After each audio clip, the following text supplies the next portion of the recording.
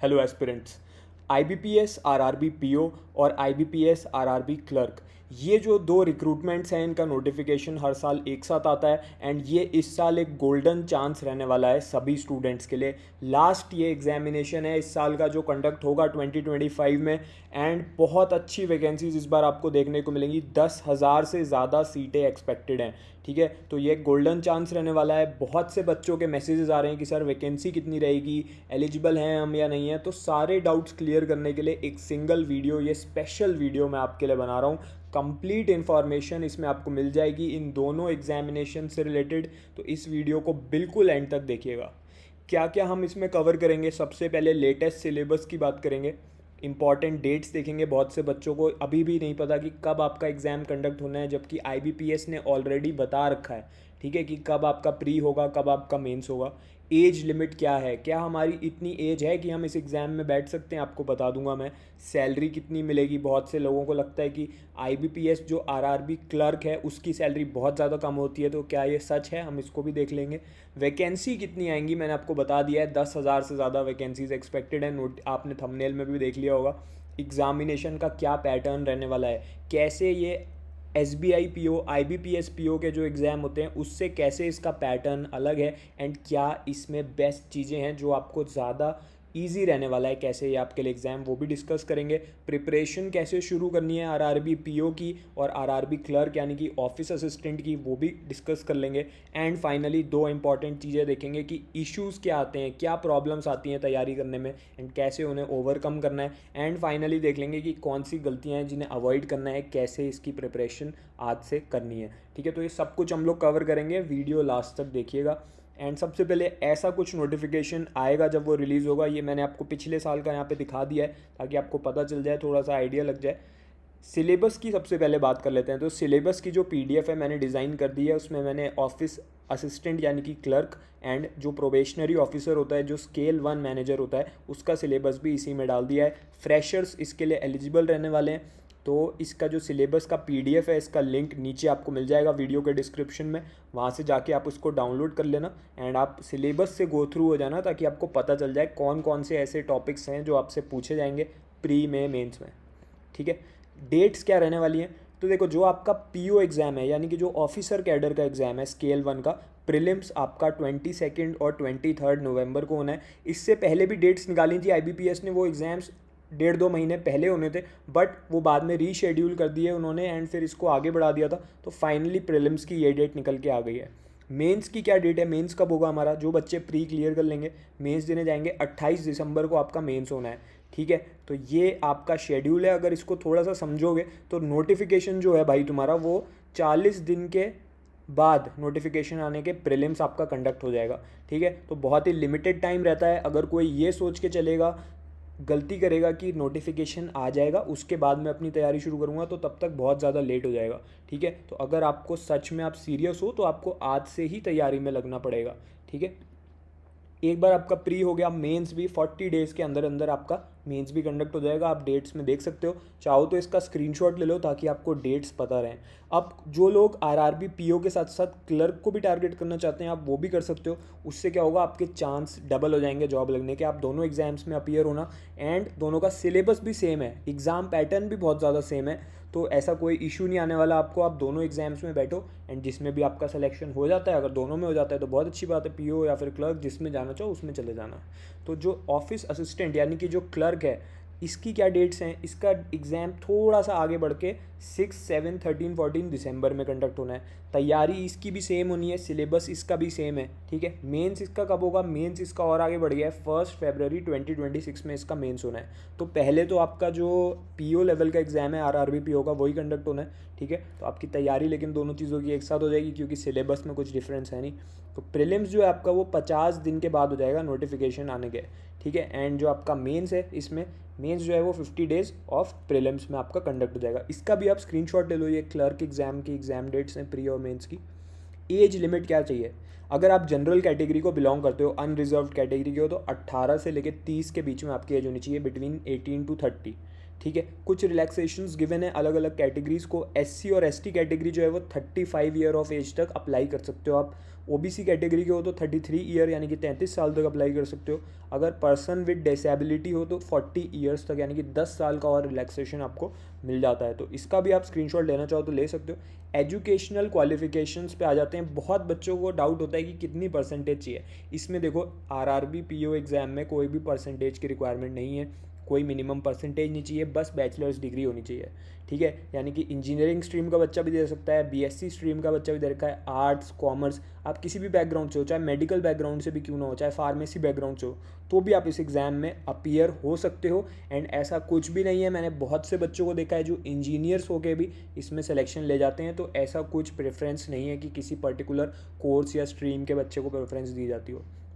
Bachelor degree होनी चाहिए, minimum percentage कुछ भी नहीं चाहिए। हाँ, एक इम्पॉर्टेंट चीज़ है वो मैंने यहाँ पे ऐड करी है, काफ़ी बच्चों को नहीं पता होता कि जिस भी लोकल लैंग्वेज यानी कि जिस स्टेट से आप अप्लाई करोगे, जिस पर्टिकुलर आरआरबी स्टेट्स के लिए आप अप्लाई करोगे, तो वहाँ की जो लोकल लैंग्वेज है उसका आपके पास सर्टिफिकेट होना चाहिए। किस टाइप का सर्टिफिकेट वैलिड रहेगा? अगर आपने स्कूल टाइम में अपने 8th 6th 7th 8th या फिर 12th में आपने अगर किसी पर्टिकुलर लोकल लैंग्वेज को पढ़ा है, अगर वो आपके रिजल्ट में मेंशन्ड है तो वो वैलिड रहेगा। देखिए यहाँ पे गिवन भी है, सेकंड पॉइंट में आप पढ़ोगे तो स्टैंडर्ड 8th क्लास और उससे अबव, ठीक है। तो अगर आपने वहाँ की आपको लोकल लैंग्वेज के बारे में कोई सब्जेक्ट पढ़ाया गया है, उसका आपके पास प्रूफ है, तो वो चल जाएगा।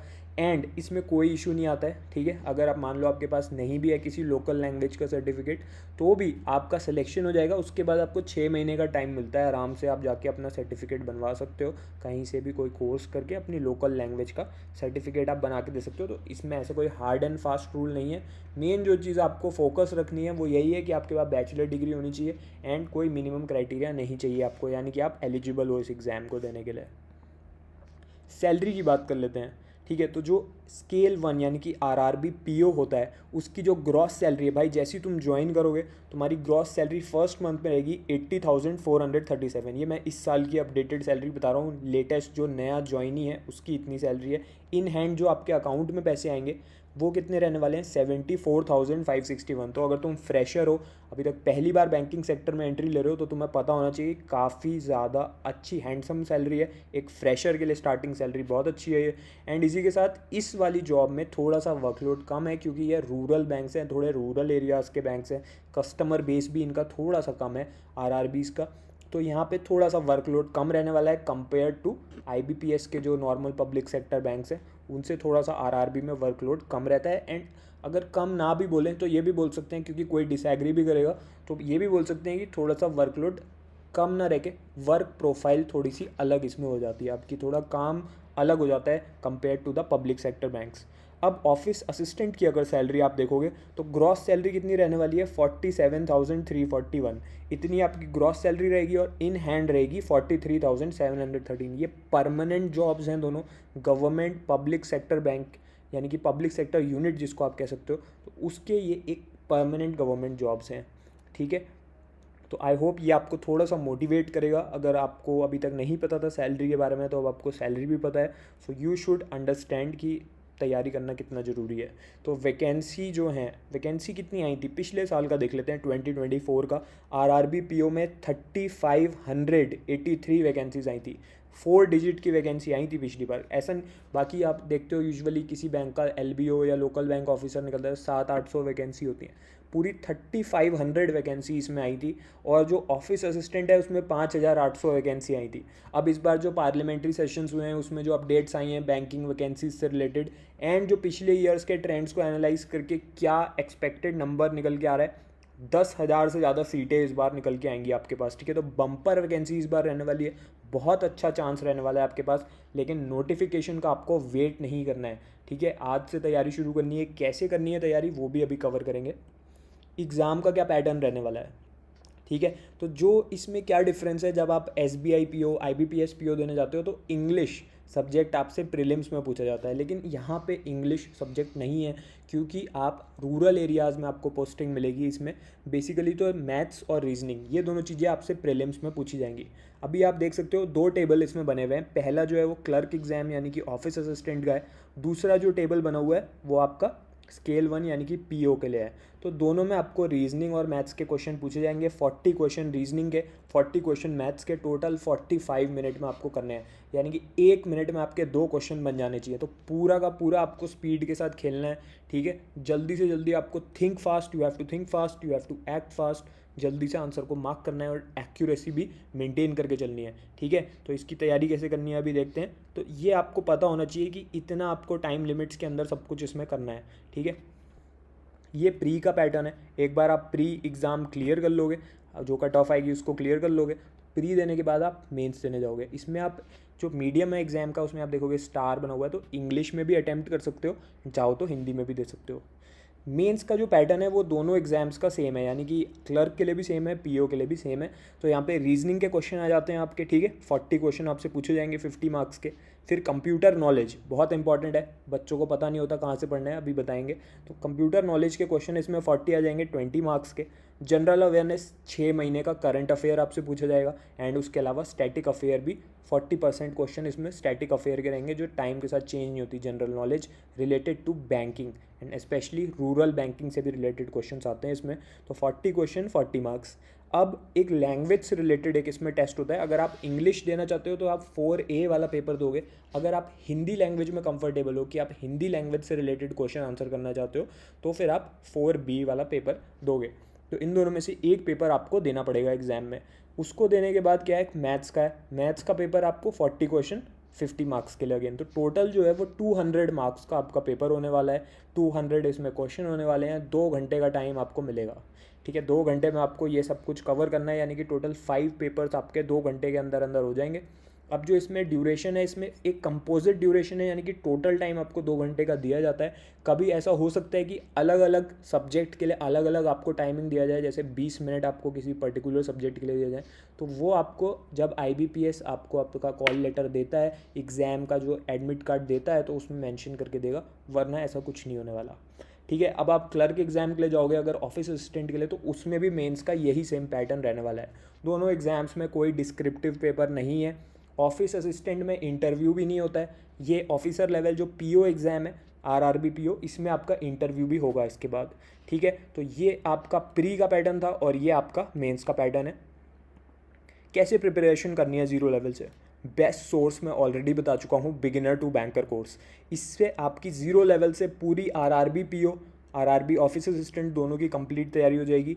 इसमें वही लोग आपको पढ़ा रहे हैं जो ऑलरेडी सिलेक्शन ले चुके हैं, जो टॉपर्स रह चुके हैं पहले, एंड जो एक्स ऑफिसर्स रह चुके हैं। तो उन्हीं लोगों से आप पढ़ रहे हो जिन्होंने ऑलरेडी सिलेक्शन ले रखा है। यूजुअली आप यूट्यूब से पढ़ाई करते हो, या फिर आप किसी कंपनी का कोर्स ले लेते हो किसी प्लेटफॉर्म का, बिना ये समझे कि जो टीचर्स हैं वो ऑलरेडी सिलेक्टेड नहीं होते। वहाँ पे जो टीचर्स आपको पढ़ा रहे होते हैं, उन्हें खाली कंपनीज हायर करती हैं पढ़ाने के लिए, एंड उन्होंने खुद कभी कोई बैंक एग्ज़ाम नहीं दिया होता है, ठीक है।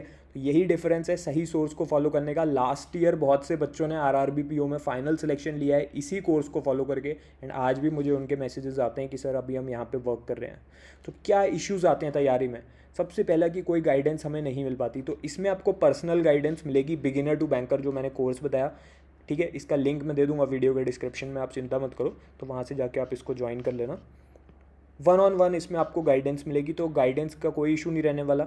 वही लोग आपको गाइड करेंगे जो सिलेक्शन ले चुके हैं। मैं खुद इसमें आपको गाइड भी करूँगा। तो आपके जूम ऐप पे लाइव सेशंस होंगे। उसके अलावा क्या है, वास्ट जो सिलेबस है, सिलेबस बहुत बड़ा है, ठीक है। प्री और मेंस का बहुत सारे टॉपिक्स हैं, रीजनिंग में, मैथ्स में, इंग्लिश में, फिर आपका बैंकिंग अवेयरनेस में, जनरल अवेयरनेस में। तो फिर क्या है, आपको क्लासेस मिलती हैं इसमें, सेलेक्टेड लोग आपको पढ़ाते हैं। आपको प्री और मेंस दोनों लेवल की, ज़ीरो से लेके एग्ज़ाम लेवल तक की पूरी क्लासें मिलेंगी, ठीक है। आपको अगर कोई स्टूडेंट वीक है किसी सब्जेक्ट में, तो उसको बाहर से पहले अपना फाउंडेशन स्ट्रॉन्ग करने की ज़रूरत नहीं है। इसमें आपकी फाउंडेशन से बिल्कुल क्लासेस होंगी। इंग्लिश में भी पढ़ाया जाएगा आपको, हिंदी लैंग्वेज में भी पढ़ाया जाएगा। डाउट रहते हैं किसी ना किसी टॉपिक में, जैसे हमने आज सीटिंग अरेंजमेंट का कोई क्वेश्चन करा, लेकिन हमारा कुछ और ही आंसर आ रहा है बार बार। हमें लग रहा है हमारा आंसर सही है बुक में, या फिर जहाँ पे हम कर रहे हैं प्रैक्टिस वो आंसर गलत है। तो फिर जो आपका डाउट है उसको आप क्लियर कर सकते हो इसी बैच के अंदर। आप अपना डाउट टाइप करके भेजोगे, एंड इंस्टेंटली आपको एक्सपर्ट टीचर आपके डाउट का प्रॉपर एक्सप्लेनेशन देते हैं। तो 24/7 ये रहता है, चाहे आप रात के 1 बजे भी डाउट भेजोगे, आपको रिप्लाईज मिलते हैं। डाउट्स आपके क्लियर हो जाएंगे, ये प्रॉब्लम आपकी सॉल्व हो जाएगी। गाइडेंस आपको मिलेगी, ये भी प्रॉब्लम सॉल्व हो जाएगी। बेसिक अगर वीक है तो बेसिक से बिल्कुल एडवांस तक क्लासें मिलेंगी, तो वो प्रॉब्लम भी सॉल्व हो जाएगी। एक और डाउट रहता है कि प्रैक्टिस कहाँ से करनी है। फ्री की PDF अगर आप टेलीग्राम से प्रैक्टिस करते रहोगे तो वैसे क्वेश्चन एग्जाम में नहीं आते। मैं अपने एक्सपीरियंस से बता रहा हूँ आपको, सही सोर्स फॉलो करना बहुत ज़रूरी है। इसमें वो सारा प्रैक्टिस मटेरियल आपको मिलेगा जिसमें बिल्कुल उसी लेवल के क्वेश्चन होंगे जो आपके एग्जाम में आने वाले हैं। RRB PO में, RRB ऑफिस असिस्टेंट में बिल्कुल इसी लेवल के क्वेश्चंस आपके एक्चुअल एग्जाम में पूछे जाएंगे जो इस कोर्स के अंदर गिवन है, ठीक है। तो बाहर से और कुछ लेने की ज़रूरत नहीं है, ये ऑल इन वन कोर्स है, ऑल इन वन ये बैच है RRB PO 2025 और RRB ऑफिस असिस्टेंट 2025 के लिए। सारी प्रिपरेशन इसी में आपकी हो जाएगी, प्रैक्टिस भी इसी में हो जाएगी। और भी अगर आप कोई इंश्योरेंस एग्जाम दोगे जैसे LIC, NISEL, या फिर अगर आप कोई बैंक का एग्जाम दोगे RBI grade B, RBI assistant, SBI PO, IBPS PO, तो उसके लिए भी ये मोर देन इनफ है। इसमें सारे एग्जाम्स की आपको तैयारी कराई जाएगी, जैसे जैसे जो भी एग्जाम आएगा उसकी आपकी तैयारी इसमें होती रहेगी। कैसे इसको ज्वाइन करना है इसका लिंक मैंने बताया, मैंने दे रखा है नीचे।